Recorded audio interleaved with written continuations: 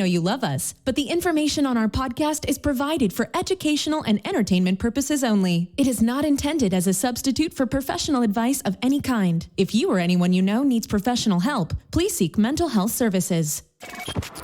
Welcome to the Date Podcast, the show for anyone navigating the dating and relationship world. We interview celebrities, talk pop news, discuss dating do's and don'ts, and debate relationship topics. We are available on iTunes, Google Play, Spotify, or wherever you get your podcasts. Please subscribe and review if you like what you hear. Check out our website, datepodcast.com, for more information. Follow us on Facebook, Instagram, and Twitter. Now, let's get on with the show.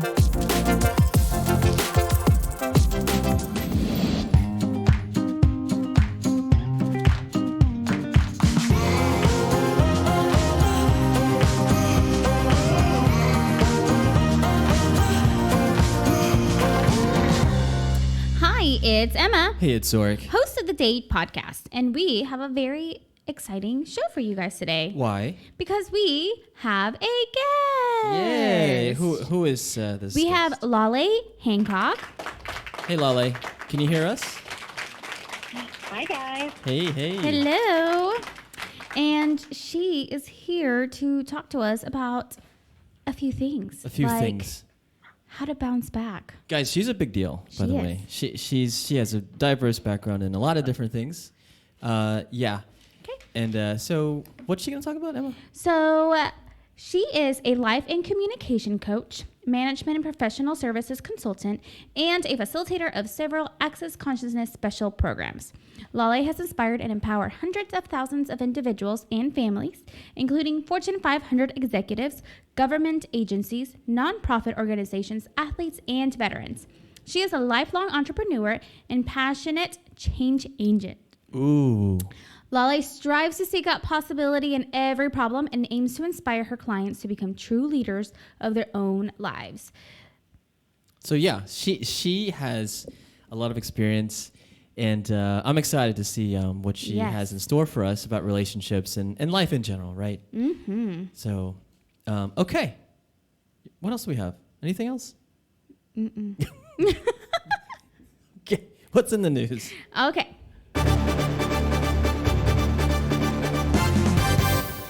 Somebody has had a baby, and it's not me. Okay, not me either. Not me. So, oh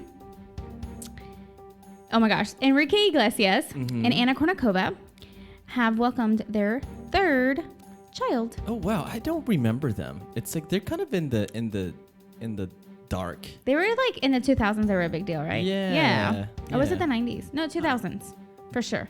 Yeah, I think so. Yeah. So this is actually their third child. And they announced it today on Instagram. But the baby was actually born on the 30th of January. Nice. Mm-hmm. Nice. So I didn't realize he was 44 and she was 38. I keep thinking that we're younger. Who's younger, you or me? All of us. I keep thinking I'm in my 20s. Nice. And then I'm like, no, I am not. Uh-huh. But congratulations for their third baby. I didn't even realize they had two babies before. I didn't even know. Okay. Yeah. Well, nice. The next thing that we have is something that I'm really excited and looking forward to in the summer. So, what's better than... Actually, no, I can't even try. So, Wonder Woman 1984 is coming out in the summer. Yeah. And my boo, Pedro Pascal, Well, what about he's Gal in this Gadot? movie. Gal Gadot. But he's my boo. But she's my boo. That's fine. Yeah. Except he's single and she is not. She is married with kids. Yes. For sure. Broke my heart. He is in this movie. And then Kristen Wiig is also in this movie. Oh, really? Yes. That's weird. I already know what character she's going to play because it's all over the outlets. Oh, my God. Okay. Yeah. Okay. Laleh, have you seen this movie? Or the first one? No, I haven't. Oh, it's a great movie. It was so good. It was so good. Oh, man. All right, I'm putting it on my list. You Please. should. Like, if you ever want to just, like, kick some butt, this movie will make you feel like you can. Yeah. Wonder Woman, the first I one. like that. Yeah. So this one is set in 1984 because why not? And Kristen Wiig actually plays the villain. It's going to be interesting to see her play a villain. So she plays Cheetah, who is actually goes by the name of Barbara Minerva. So they become best friends, and then bam, enemies. Nice. Yes. And Pedro Pascal is just a bad guy in this whole movie. Like, he's the villain, and you know that. Well, Pascal, he's the guy in Game of Thrones, right? He was. The mustache guy? Mustache? Was he? Did he have a mustache? He was one with the. He got killed He did. early on. Yeah. Yeah. And then season 3. Yeah. I should have known then to not give any more of my time. Yeah. And then Chris Pine comes back, which we know that like somehow like he didn't make it out the first one, but somehow he is coming back. So it'll be interesting to see. Maybe they're going back in time or something. Maybe. I already read into it, but Okay, don't spoil. I'm it, not. I'm please. not. Okay. I'm not. Nice. So that commercial was on the Super Bowl Oh, like yes. 5 times or something. I know. Isn't it was exciting? It was exciting, yeah. Honestly, like I'm just happy that she's like, oh gosh, she's like, Gal Gadot's amazing. Yeah, I And cried. I cried at the end when Chris Pine died. Didn't he die at the end? I didn't cry. I did. It was so sad. I think I was just annoyed that Remus Lupin from Harry Potter was the bad guy, but I knew he was the bad guy. Ah, yeah. Oh, but I was so mad that he was the bad guy. Because that's Remus Lupin from Harry Potter. I don't Like, watch he's that. not the bad guy. No? Okay, fine. That's fine. But that's all I got, you guys. What? That's it? That's it. Oh my gosh, you were short-winded It's today. short today. Usually Emma just doesn't stop talking, and then we have like 1 minute for relationships at the end, and that's it. That's what happens. I guess there's not as much media information going on out there. We need them to spice it up a little bit more. Yeah, that's There's true. some speculation, but I don't want to share this thing because it's not been confirmed by like the primary sources. But there's Just- speculation of something else, but I'm not going to Just announce say it. it. No. Why do you? No. It's So like, I could be talking about that, but I'm choosing not to because it's I like want to I be have respectful. a secret, but I can't tell you. Exactly. Gosh. Maybe by the end of the show, you might reveal it a little bit more. Probably. Where's my wine? Oh my gosh. Okay, so Laleh's here, and she's gonna talk to us about a lot of different things. So Laleh, you had a kind of not like a struggle, but just like an interesting background, right? You're from Iran, and you moved over here when you were to America when you were young, correct? And lots of challenges, right? Can you talk a little bit about that? Yeah, it was actually interesting.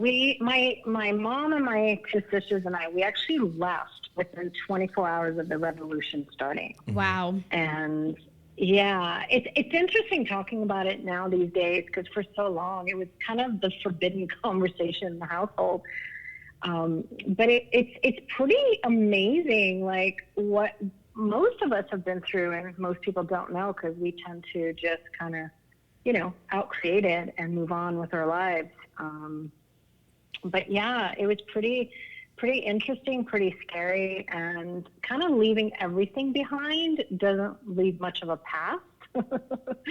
I have people who tell me, oh my God, I've lived in the same house since I was born, and here are all my pictures and everything. And I'm like, well, I can show you my recent pictures. I can show you pictures we've taken since.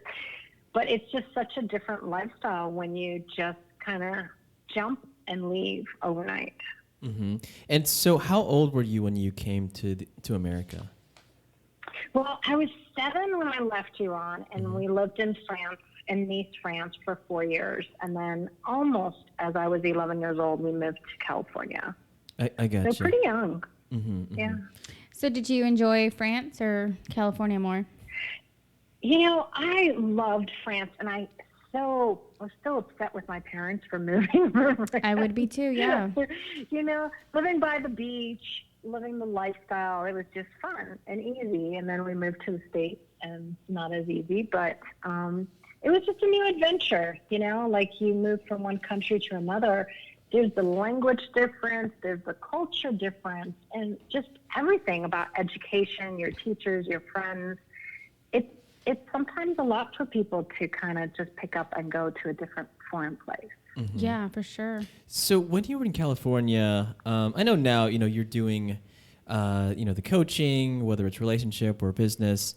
Did you, when you were younger, know that this was your calling?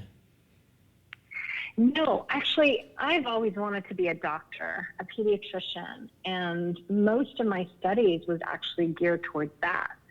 Oh. And business was just something I loved. I mean, since I was 7 years old, I would talk to my dad about strategies of growing his business. And when I was 13, I was helping him with the finances and his strategy for his business growth and stuff like that. So business has always been part of my blood, I want to say.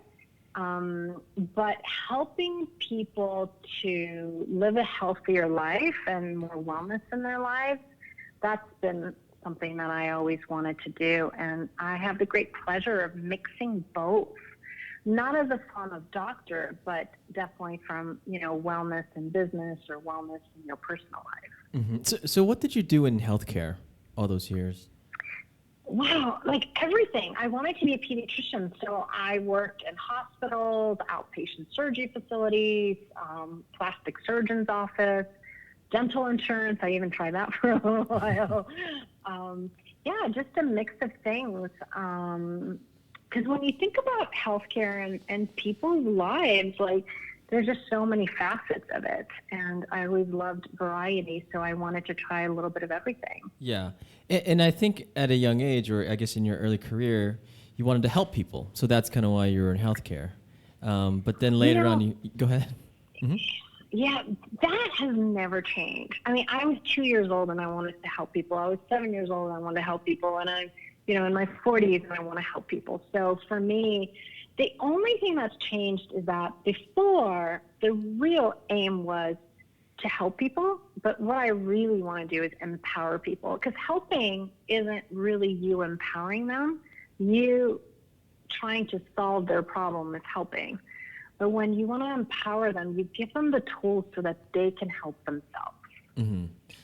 So throughout healthcare, you were doing that, and all of a sudden there was an earthquake, right, in California? Yeah. So we don't get that here in Texas. So what do we get? With the whole fracking, you get like little earthquakes. Mm-hmm. It's kind of, and so they're not serious here. And so, and they've stopped. And so we would get like little ones and everybody would like freak out and post all over social media. Like, did y'all feel the earthquake? And I remember once like, cause I felt a real one when I was like visiting El Salvador one summer. Mm-hmm. And that was scary. Mm-hmm. And then my dad like frantically called cause he was here while we were on vacation. He's like, is everybody okay? And I was like, yeah, it felt like, the stampede from Jumanji. Yeah. Do y'all get that reference? Yeah. Yeah. Okay. That's exactly what it felt like to me. But yeah. So how was the earthquake in LA? Was it also like the Jumanji earthquake? Well, I don't know. I would say California, I mean, living there, even in high school, we had earthquakes and in San Francisco, and I think it was 98, there was a big earthquake. But this earthquake in 94 was nothing like I'd ever experienced before. Earthquakes usually move from one direction to another, so buildings kind of sway. And in California, they're built to be able to handle the swaying. So literally you have a building that just kind of shakes right to left. This one was multi-directional, so you had the right and left and front and back kind of happening at the same time, which destroyed a lot of buildings. Actually, the building I was going to move into when I had just graduated from college didn't even make it. It was a brand new building. The ones that handled themselves were the ones that were built in the 70s because they were actually meant to be earthquake-proof. Mm-hmm. But yeah, it's not just the motion of the earth, it's the ripple effect of an earthquake. I mean, it's not one day. It's like this big old bang that just shakes your whole life. And then the aftershocks that happen for months and months and months and years later. I mean, for 4 months, I couldn't even sleep at night. Oh, wow. Whoa. So imagine, your peaceful time that you normally are like resting from your whole day, you're actually with your eyes open, afraid is something else going to happen. It's like that next shoe that's going to drop. Mm-hmm. So after the earthquake, I'm reading here that you found yourself divorced. So obviously the earthquake didn't cause your divorce, but I'm guessing there was some other events that happened that led to your divorce, right? Yeah, we had just gotten married a few months before the earthquake, and I moved to Maryland, and then he shortly joined me, and we had twin girls. And after that, 3 years later is when we got divorced. And yeah, and you know, it's interesting because I've contributed to the divorce rate twice so far. And but I have to say, I married two incredible men who were still good friends. And so even like the word divorce for me means something so different than my friends or strangers that I meet. Because for me, it's like incredible people that I got to, you know, share a portion of my life with or have kids with. And, you know, now we're friends. We just don't have that intimacy that we used to have. Where most people think divorce is the end of your life, the end of your friendship, and you must hate each other, and for the rest of your lives, you're going to fight. I don't have those kinds of divorces, but I know many who do. And so, like, even the divorce is like really figuring out, like, what works for you and them, and finding something that, you know, doesn't have to be fighting and anger and just really disrupting everything in your lives. Right. It doesn't have to be like a marriage story. Yeah, like a bad, like a bad situation. Like, because divorce really it has a negative connotation, but Laleh, you're saying that it doesn't have to be. It can be great. It can be beautiful. It can be cordial, right? You know, yeah, and I'm not saying it's easy because there are some steps to get there, right? For a couple to actually decide that this is the route they're going. And it's not going to work for everyone to have a cordial divorce. I get that. I meet a lot of those people every single day who ask me questions. But I just found personally for me, it's about the situation of where you guys are and your life. Chances are going in different direction. And so if you look at it from that place, then, you know, it doesn't have to be a fight. And from an honoring of each other, from truly a conscious way of having a divorce, it doesn't have to harm the kids. It doesn't have to hurt your friendship. And yes, there's going to be moments that are easier for the other person or harder for you or harder for them and easier for you. Like, there's just going to be the ups and downs. But if you're willing to truly just keep remembering that, you know, this is someone you cared about and someone who's not trash that you're just going to dump and push away. Like, there's just so much miracles in still remaining friends with the person you spent a lot of years with. Especially when you're like a co-parent. Because you have to be their parent for the rest of their life. Exactly. I have kids from my first marriage, and you know, we're still great friends. And you know, my kids didn't even know parents lived together because we got divorced when the girls were less than 2. And so, like, our girls only knew us as mommy and daddy live in a different house, and they love each other, and they come to our events together, they come do our school activities together. And if they went from my house to his house, like, they knew they couldn't play tricks on us, you know, because him and I would talk.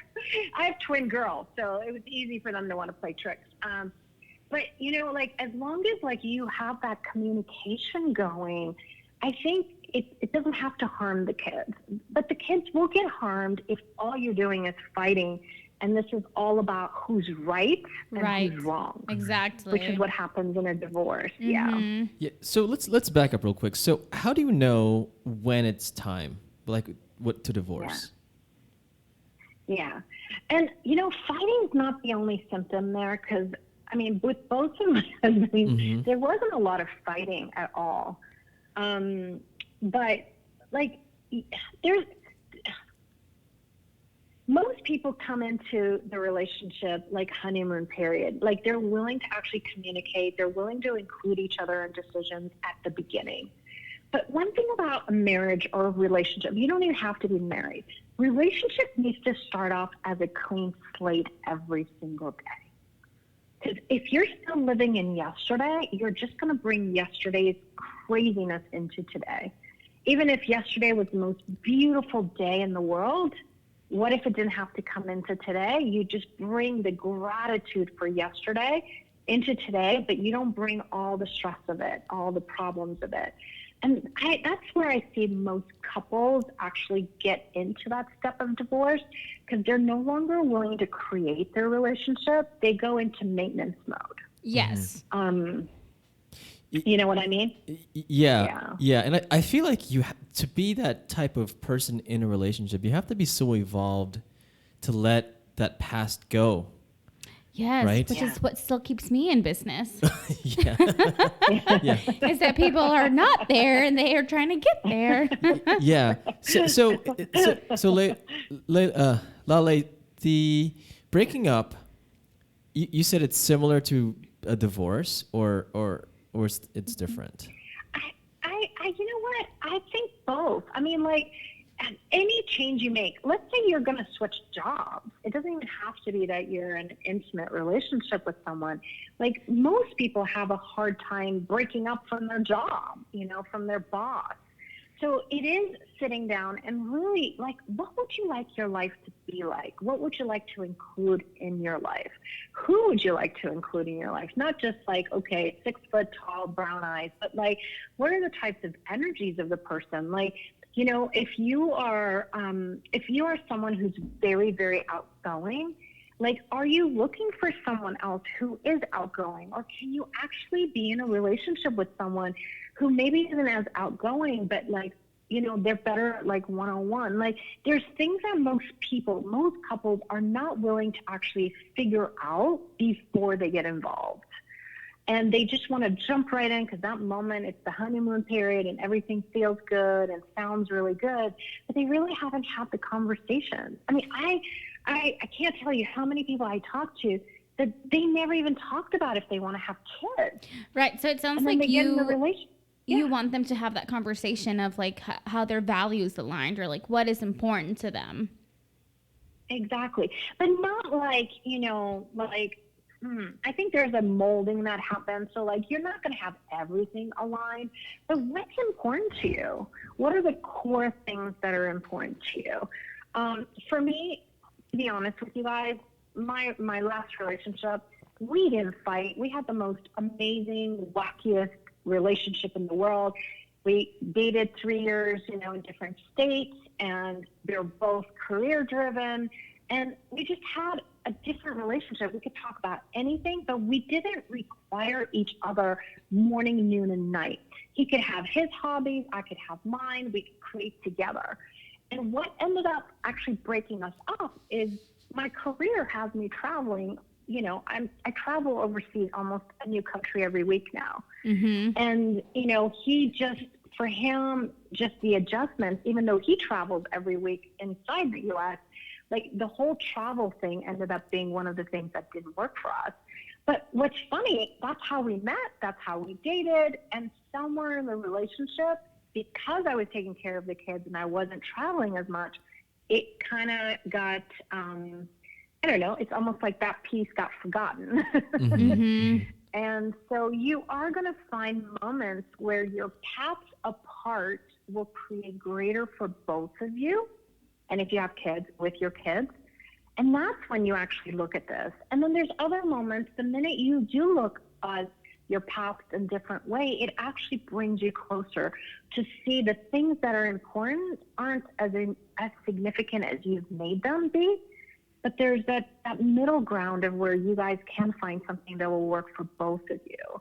For me and Peter, we tried that. We tried it for an extra 2 years, and it just didn't work. And still, we never fought. We never argued. It just was like, honey, I love you so much, but it doesn't work for me that you're gone all the time. And then for me, I'm like, honey, I love you, but I'm there to empower the world right now. Mm-hmm. And being home, it doesn't work for me. And it is like that moment of actually finding what works for you. Mm-hmm. What's going to work for both of you to where you both get to have a healthy relationship. Yeah. So obviously expectations, right? What do we both expect in this relationship? And then, so let's say you guys have agreed that you're going to break up or divorce. You have 4 tips here, and I'll read them out to the audience here. So number 1 is keep others' opinions at arm's length. What does that mean? Well, the first thing it means is that, the whole world wants to share their opinion when they know that there's a conflict or some stressful situations going on. And just know sometimes their opinion, it's not going to help. It actually causes more conflict and problems. So, and I don't know. For me, I really didn't tell many people because us dealing with it and creating it ourselves was a lot easier than getting everyone else's trauma, drama, stories, and problems involved. And just know, not everyone you think cares about you is going to share information that's going to be best for you. Mm-hmm. Yeah. And sometimes I find myself in the situation where I'm thinking of breaking up with somebody, and Emma tells me one thing, and my buddy tells me another thing. So I'm like, you should always be listening to me. No. Yes. No, because yours is selfish. Just kidding. It is. No, it is. It is 100% coming from a selfish place. Yeah. And then, Laleh, you say this, like others always have their own agenda, right? Yeah, they do. Yeah. Can I actually talk about what you just mentioned? Because that's one of the most critical aspects. Your body gives you information morning, noon, and night. And if you actually start to listen to your body, you'll know what's true and resonates for you. So those moments where someone asks you a question, or you're thinking about your future, or you're thinking about someone, and you just feel this lightness, you feel like this expandedness, like you just feel good. Mm-hmm. That actually is that your body saying, this resonates for us, it's the truth for us, and this path is going to create greater for us. But those moments where you have those knots in your stomach, or it just feels so heavy, and those moments that just feel wacky, like, you know what? That's actually your body saying, danger zone, danger zone. I call those my Olivia Pope moments from Scandal. Yes. Yeah. So you're saying when your body's, so for example, when I was with my ex for about 9 months, but then at the end whenever I would see her, I would just feel like not up for it in my stomach. Is that what you're talking about?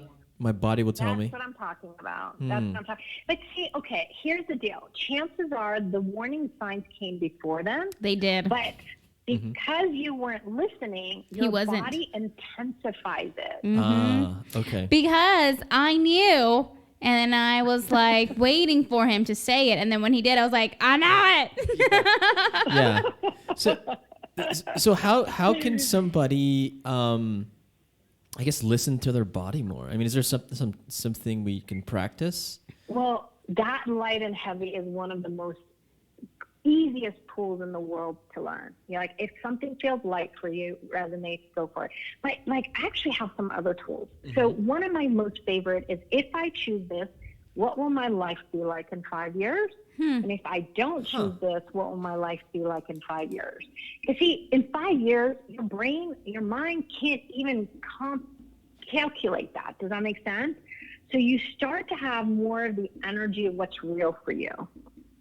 It's no longer the emotions, what they feel, you picking up their story, figuring out your neighbor's story. It actually becomes you and your body choosing for you.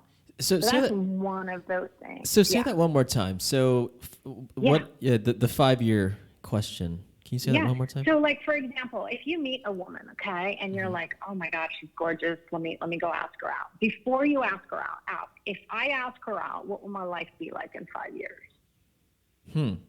And then if I don't ask her out, what will my life be like in 5 years? Because literally the future will whisper to you, and your body will give you the information. Mm-hmm. And you will know, danger zone, don't go there. Yeah.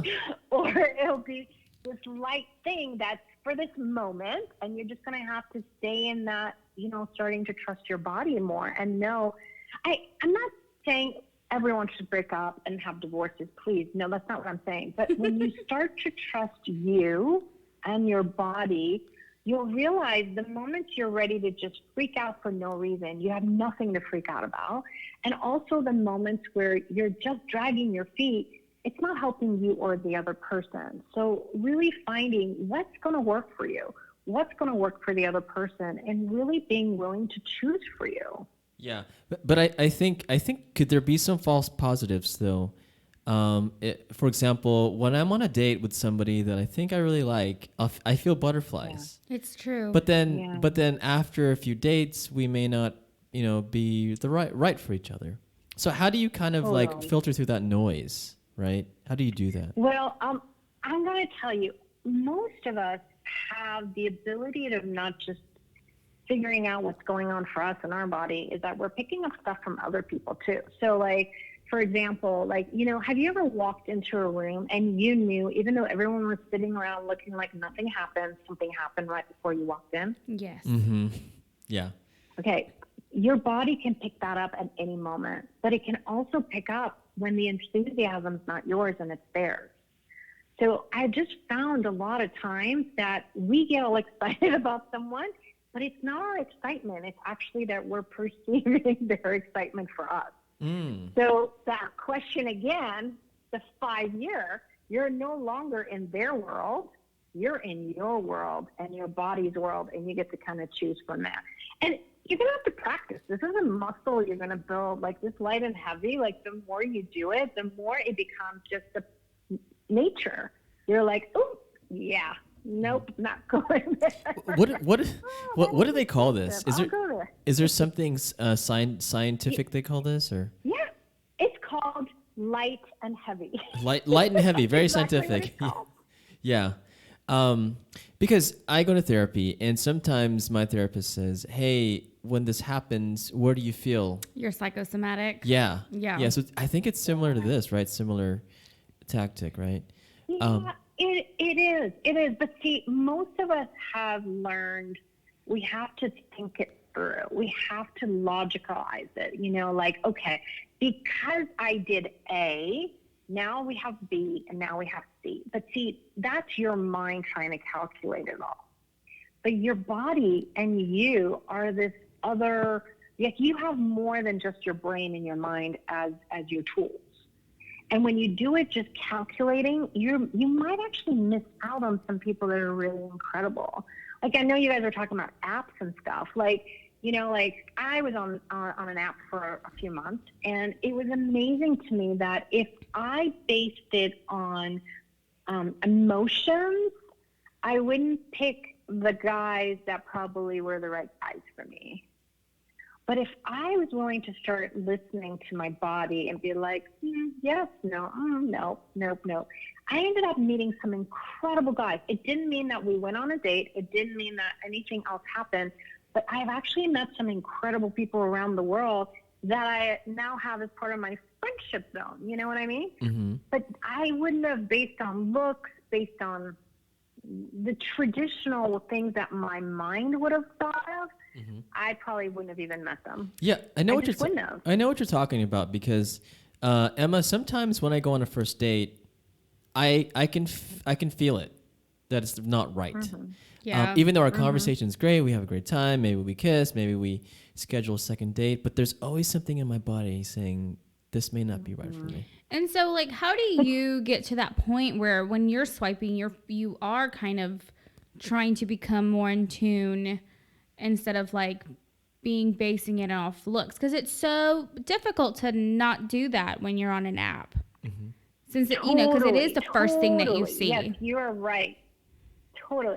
But okay, it's not just that, right? I mean, but the one thing I want to say for everyone on apps, because like I teach a lot of tools around the world of like you and your voice and like, perceiving people and like, even like you're going to go negotiate a deal with someone, like ways of flowing energy and like being able to negotiate better. Like I teach a lot of these tools, and the app, I had to use every single tool to my advantage because there's so much energy. Like there's so many desperate people in the world. There's so many people that are just ready to jump into bed. Like it's so easy to perceive everything that's going on in everyone else's world and think it's yours.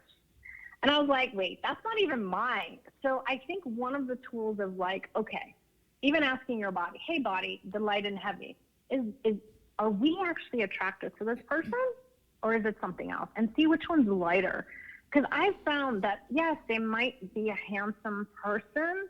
And for me, it's not just about looks, but, you know, if they are handsome, like read a little more about them. And if there is messaging and, you know, going back and actually ask a question that you know you want to know.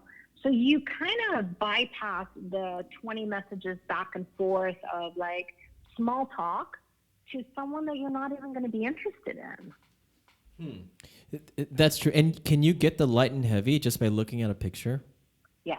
You can. I can. I mean, I mean, that's how I did it. Literally, I would do light and heavy, and I go.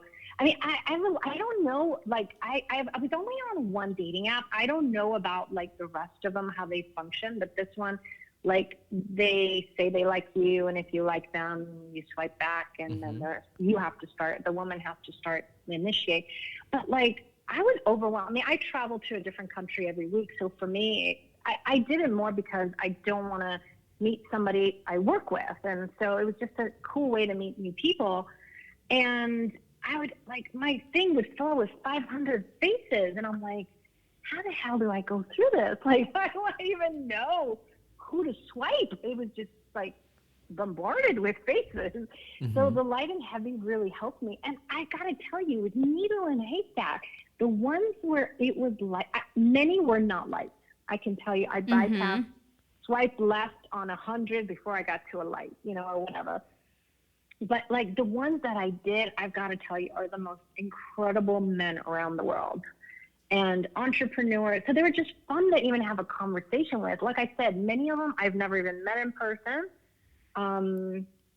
And it just was, the willingness to start trusting you and your gut instinct, you know? Yeah, I think that's the key. We talk a lot about trusting your gut here. Yep. But yours is more scientific than trusting your gut. And we like your explanation better, much better than ours. Yeah. But you know what I loved is that you actually said in the first date, even though the conversation was going well, you knew. You have a natural knowing that most of us bypass with our minds. So, you know, when you do the 5-year question, you're actually allowing your knowing to share information with you. So, I don't know, it's just such an easy way of doing it. But there's other questions, like, you know, for relationships, like some of the questions that I share in my classes is the first question, will it be fun for me?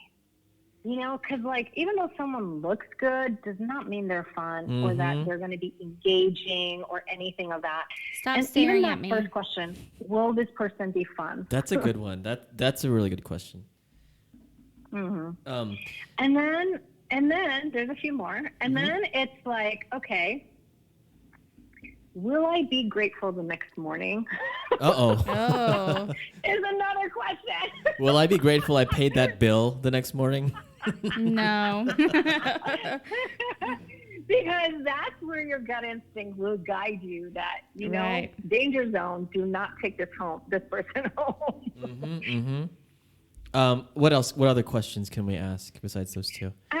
You know what? And will they be a contribution to your life, and will you be a contribution to their life? I like that one. Yeah, because actually all of them are, will they be fun? Will you be fun? You know, and will you want to call them the next day? I mean, most people are really like, that moment is all they're thinking about. So they're basing it more on their hormones than they are of the implications of the hormones. So this light and heavy, can this be applied to even the messaging back and forth? I mean, totally. So you can apply this light and heavy in any aspect, even I think you were saying at work or business and relationships. I do it figuring out if I'm going to work with a client. Oh, really? You know, I mean, the light and heavy I do for bringing money into the business, money into my life. I mean, like, it's one, because it's your gut instinct. You know what I mean? Like, there's so much that you actually know beyond the education you had, beyond the years you've been around. Like, you just have this natural knowing. Like you said, it's your gut instinct. And so, like, you'll know. You'll know if, and it's funny, when you go against your knowing, you go against it, it's difficult. Like, getting together with this person is difficult. Closing the deal with the client is difficult. Like, all those things that your body shared with you the moment you met this person, the minute you started interacting with your client, whatever it was, you knew them, and then you just kept going. Gotcha. And many people aren't willing to just walk away. Like, I think so many people are like so desperate for clients or so desperate for dating, they're not willing to trust their gut. They would rather go down this crazy road with someone than to actually wait and find someone. It's gonna be easy. Yeah. Like, will it be fun? But ask, will it be easy?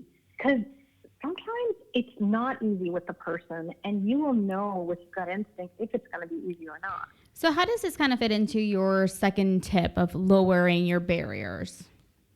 Yeah. That's your breakup, right? Lowering your barriers. Well, no. Most of us walk around with energetic barriers. Like, our walls are up. We walk like we've got baggage on our back, and it could be at work or at home or with a relationship or not. And lowering your barriers is that when you have your walls up, you're not going to have all the information. You're not going to have all the ideas. You're not going to have the different possibilities. You have to be willing to actually lower your walls to allow some things in. And so, even I share a negotiation. When you're negotiating something with someone, whether it's going to be the divorce or it's going to be at work or whatever, lower your walls, because otherwise it becomes a ping pong of you against them. Like, they'll say something, it hits your wall, it bounces back heavier at them, they have to hit harder. But if you have no wall, and all you have to say is walls down or barriers down, and just imagine as if like this imaginary wall literally goes into the earth, like goes from your body down to the earth. And you'll feel different. Like, even do it now. I just say to you both, will you guys be willing to actually lower any barriers you might have? And just push it down, just like truly just to the earth. Just give it back to the earth. Do you notice anything different? Yeah, I feel more open. That's one thing. Yeah, and lighter. Yeah. And when you're open, you'll get more truth from them. Yeah. Because they're not there to fight defensively. Yeah, and I feel like in this lower your barriers, that has to do with maybe you're breaking up, and maybe you're trying to make your point. Yeah. And you have this one track mind, like, I'm gonna get my point right. But and I need you to agree with what I'm saying. And I think this goes into your number 3, realize everything is a point of view, right? What does that mean? Yeah. Well, most of us grew up with learning other people's points of view. Like, okay, I don't like this, or I will never do this, or to be married, I have to have this and this. These are all different points of view that we picked up along the way. And those are the walls. Those are the places where we have to be perfect and right and not have any flexibility with the other person.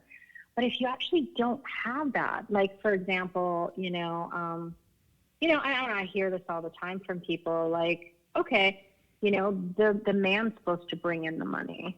Like, even that is a point of view. Then you don't even allow you as the woman to be a contributor financially to the family.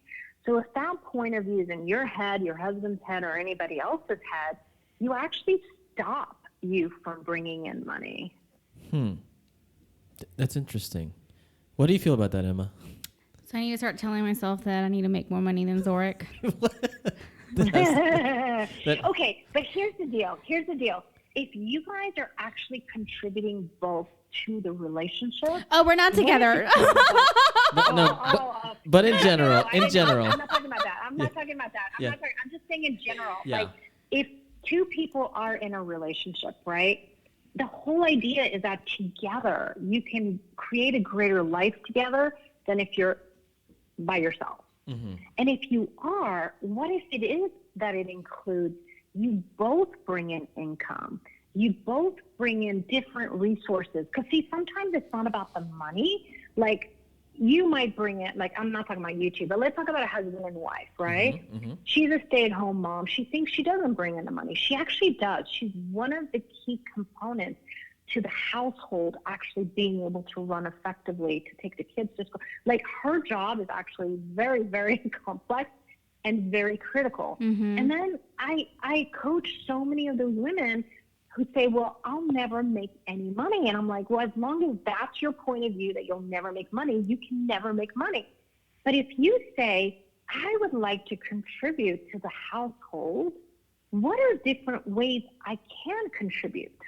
And then open it up. One of those might be that you add an additional way of having income coming in. Yeah. You know, I mean, but it's the willingness to open your mind and not have it be this closed mind that there's only one way to do something, but the willingness to actually have different possibilities for the household. Yeah. Gotcha. I also like your last one. Be willing to shut up. Yeah. Because I talk everything out. So that's not good, right? Or is it? Well, okay. Sometimes, communication is important, but you also have to be willing to ask, what can this person receive? And I think most women are the kind that just talk, and want to tell him everything from A to Z, and his brain doesn't function that way. Men don't function like, women's brain and men's brain are not the same. Okay, and we keep trying to make them be the same. They're not the same. So it's not about not sharing, but it's the moments of actually being honest with yourself and not starting World War III with the other person.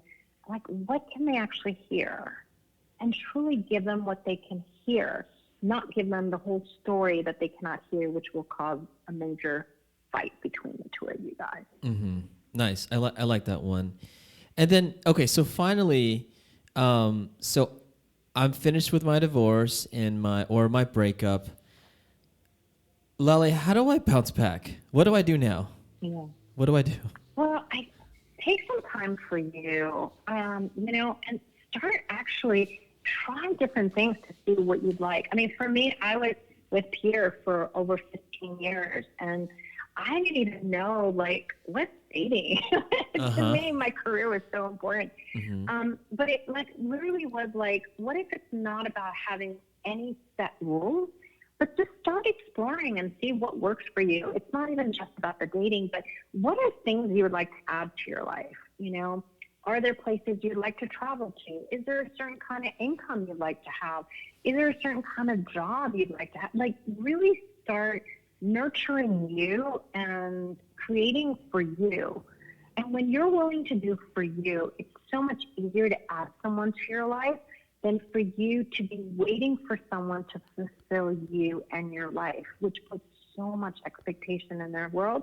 They can never meet that expectation. So you're saying just kind of create for yourself, like focus on yourself, maybe do things you want to do, like travel. Yeah, it doesn't mean don't date. You may go date and, you know, find different people. Like, I think most people have no clue who they want to be with. Right. So explore that. Figure out what that is. You know, do you want to be with somebody who doesn't want to have kids? Okay, try it out for one date. See how that goes.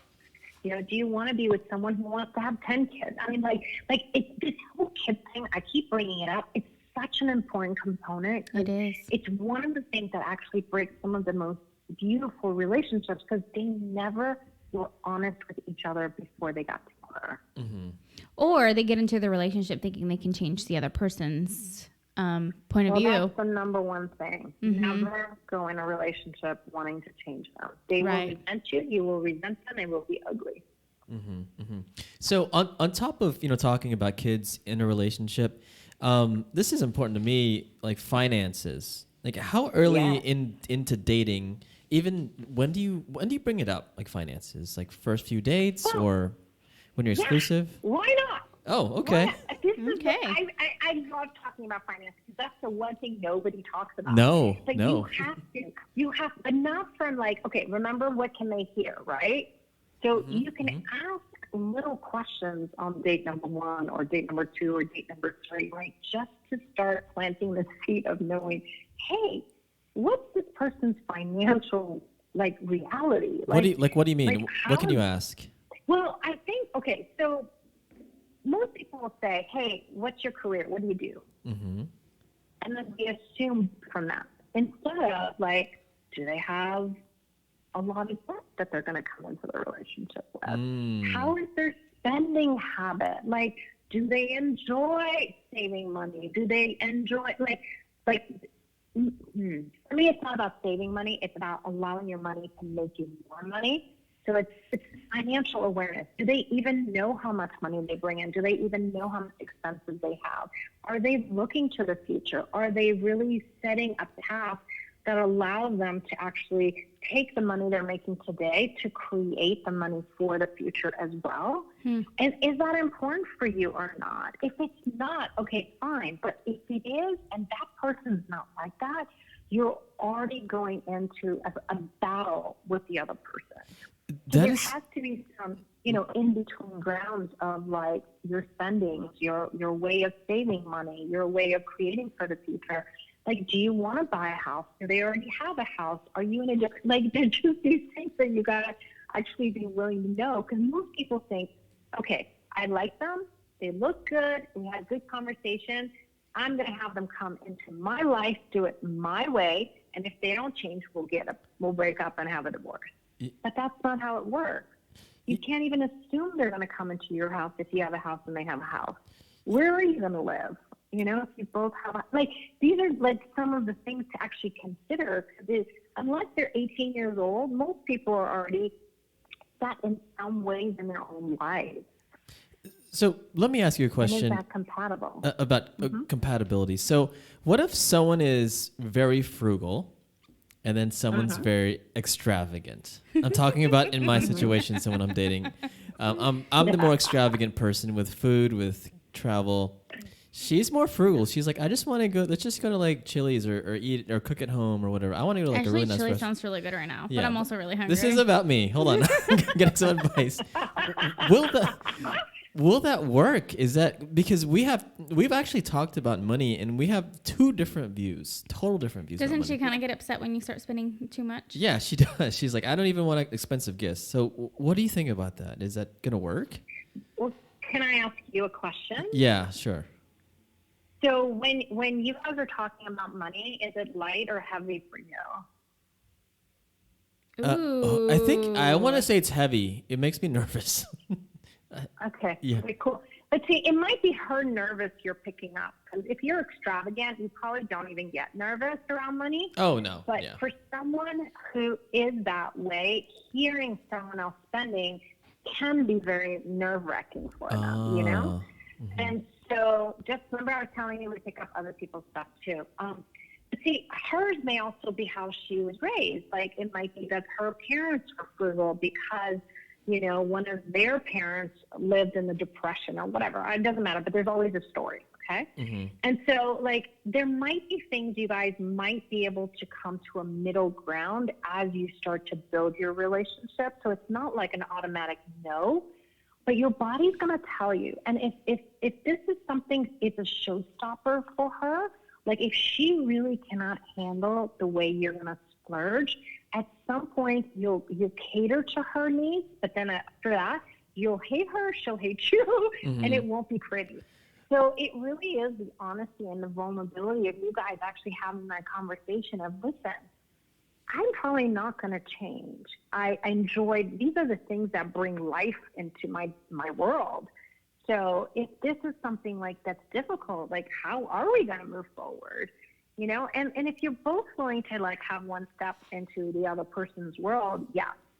Mm-hmm. But if not, you'll know from that light or heavy asking, okay, if I marry this woman, what will my life be like in 5 years? Oh, that's a good question. That's a good question to ask. If I don't marry this woman, what will my life be like in 5 years? I want to start using that. And go with which one's lighter, because you will perceive the difference between them. Gotcha. And oh my gosh, we've talked almost for about an hour. I but I have one more question or a few more questions. So You talk about reclaiming your happiness. I have a friend who just broke up with somebody. She just moved out of his house, and she's just like, I'm sad. I don't know what to do. She seems lost. We text or she calls me whenever she's feeling down. But how do you reclaim that happiness when it ends? Well, and I gotta tell you, even with her, if you can even teach her the light and heavy, like how much of her sadness is hers? Because most of us learn sadness from our parents. And, and if we learned it, it's just an old habit that we go into that we don't have to. And if she starts to see, okay, how much of this is mine or maybe someone else's sadness, that actually usually makes it a little bit lighter for the person, because then they can separate really what are they really upset about and what are they not upset about. And then, like, what are things that bring them joy? Is it maybe like, is there a hobby they have that they can actually add back into their life? Because most couples, this is what I was saying, they give up the things they enjoy for each other instead of, you go be married, do whatever you want to do, and I could do whatever I enjoy. And if we enjoy something together, let's do it together. And most give up things to be in the relationship. And at some point, it is that depression because they've given up so much of themselves. So reclaiming themselves, reclaiming the things they enjoy. And, I say if you can watch a few really, really sad movies, that tends to flip people to be happier. It's Really? Crazy. Everything's the opposite of what it appears to be. Yeah, I cry and then I feel better. Sad movies, you will hate it so much you won't be sad anymore. Oh, really? Because in her situation, she used to love CrossFit. She was really fit, and then she stopped CrossFit because of the relationship, it seemed. But maybe I should tell her, hey, do something like that. Do something that you used to do. Go back to it. Go back to watch the box. some sad movies. And she can do the light and heavy. I can tell her about that. But okay. Yeah. And I wonder, not going back, because we can't ever go back. Already back is finished, gone. It's a new day. Like, she may find, have her write down, what are 5 things that would actually bring her joy? She might find, instead of CrossFit, she would love to walk near nature, and go swim in the ocean or whatever. I know Houston or Texas, whatever, depending on where you are. But I'm just saying, we think what we love is what we loved a long time ago. Our needs have changed. So figure out what's her new world. What is her new? And maybe it is CrossFit, but maybe it's not. And for her to start exploring, and that's the hard part, is most of us don't want to explore. We just want the magic answer out of the box that, yes, I'm going to be happy today. Well, first she has to choose she wants happiness. And if she wants to be sad that day, that's her choice. I think most of us want to rescue people that are sad, but some people enjoy being sad. It makes them happy to be sad. So interesting. You also have to be willing to be an allowance and let them do whatever they want to do and not try to rescue them, Yeah, I gotcha. It's not your job, but you can be a good friend, be there for her when she needs you. Yeah, I try. Okay, Laleh. So most of our listeners are millennial age women, and they're single. So if you can embark one tip or tidbit or recommendation on just dating and being single, what's something you can give our audience? I know it's loaded. I know. Yeah, that's a big one. You know what? That age group is so amazing and so unique. Thank you. Tend not to want a lot of actually hints, but what works for you? What would you like to pick today? I have one friend, she's 27. She travels around the world, and I actually was watching her the other day, and I realized there's a level of confidence that she has and a level of vulnerability she's not willing to have. And so I would say, are you willing to be vulnerable with yourself? You don't have to tell anyone else, but what is it that will bring you joy? And you are a powerhouse. Okay, what else? What else would you like to add to your life? Nice. That's And good. I think most of them get into a place of like, yes, I don't want to have kids. I don't want to get in a relationship, blah, blah, blah. But you know what? Sometimes that's because they're tapping into their friends and not themselves. So really start to discover, what would you like in your life? Would you like to get married? Would you like to have kids? Got it. Okay. So Thanks. thanks for all of that. Yeah, that was helpful. I feel like we can talk to you for 5 more hours. For sure. So where can we find you? Where can the audience find you? Online or? Well, yeah, for sure. Obviously, lots of social media, but I think one of my websites is easy. They can go to LalehHancock.com, LalehHancock.com, and that's one of the businesses, and they can contact me there. We have Global Wellness for All and Bella Pimo on social media. Those are the 2 businesses, so they can catch us there as well. Gotcha. Okay. And Emma, what did you learn? What's the most important lesson you learned from Laleh today? Follow my gut. Follow your gut. Lower my walls. Yeah, lower your walls, your barriers. I learned something which is really profound for me is whenever something happens, like a breakup or something, like, what's your new world? I'll ask myself that. Right? That's so deep. I'm going to use that. I will remind you of that during your next breakup.